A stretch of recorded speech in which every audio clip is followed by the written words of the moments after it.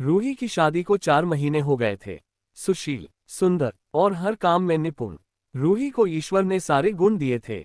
ससुराल में रूही से किसी को कोई शिकायत नहीं थी, न सास ससुर को और न ही पति को।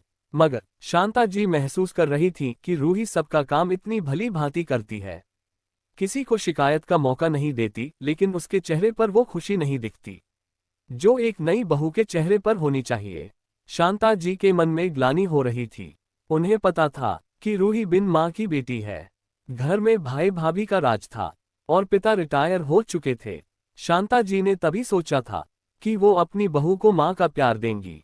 संवाद चिंता के भाव के साथ एक दिन शांता जी ने रूही से पूछ ही लिया, बहू, तुम्हें यहाँ कोई परेशानी है क्या? क्या तुम यहाँ सहज महसूस नहीं करती? रूही घबरा गई। नहीं नहीं मम्मी जी, ऐसी कोई बात नहीं है, मैं बहुत खुश हूँ। क्या क्या मुझसे कोई गलती हो गई? शांता जी मुस्कुराई और बोली, गलती तुम्हारी यही है बहू कि तुम कोई गलती नहीं होने देना चाहती, और इस कोशिश में तुम एक सहज जिंदगी नहीं जी पा रही हो। बहू, ये तुम्हारा घर है, कोई जेल नहीं जिसमें गलती होने पर तुम्हें सजा मिलेगी। भावुक मोड़ आवाज में थोड़ा भारीपन। रूही को लगा जैसे मम्मी जी ने उसके दिल का वो बोझ पढ़ लिया है जिसे वो सबसे छिपा रही थी।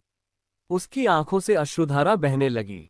वह बोली, मम्मी जी, इस घर में आप सभी मुझे बहुत प्यार करते हैं, फिर भी एक अजीब सी घबराहट होती है। लगता है अगर मुझसे कुछ गलती हो गई तो मैं किसके पास जाऊंगी? मेरी तो माँ भी नहीं है और पापा बीमार रहते हैं, उन्हें परेशान नहीं कर सकती।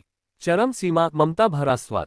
शांता जी ने रूही के आंसू पोंछे और उसे गले लगा लिया। वे बोली, बेटी, तुम्हें डरने की कोई जरूरत नहीं है। मैं तुम्हारी सास जरूर हूँ, लेकिन सास भी तो माँ जैसी होती है ना। मुझे अपनी माँ समझो और जो भी बात परेशान करे मुझसे बेधड़क कहो।